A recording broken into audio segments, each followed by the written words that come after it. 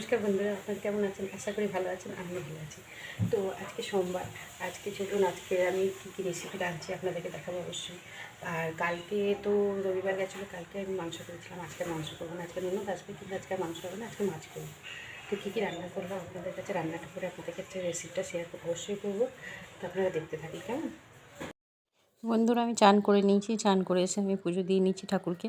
তো দেখুন, আপনাদেরকে বলেছিলাম না, আমার গাছগুলো দেখিয়েছিলাম আপনাদেরকে যে গাছে আমার ফুল হয়। তো দেখুন, প্রতিদিন টুকুর টুকুর করে এরকম ফুল পেয়ে যায় ঠাকুরকে পুজো দেওয়ার জন্য।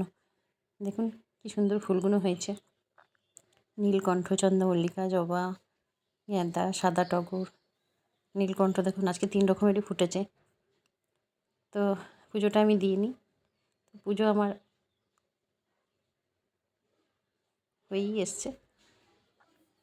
এরপর দেখুন চলে এসেছি আমি, পুজো হয়ে গেছে।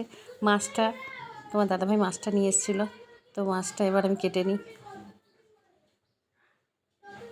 কি সুন্দর রুই মাছটা।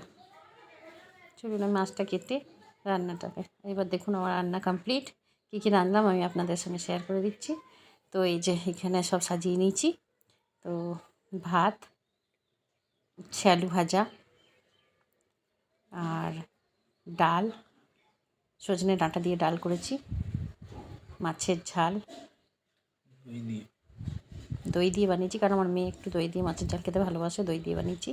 আর পটল আলুর তরকারি, আর চাটনি, আর স্যালাড তো আছে। তো আজকে রেসিপিটা এইটুকুই। ননদরা এসেছিলো। আর লাস্ট পাতে দই, যদি ভালো লেগে থাকে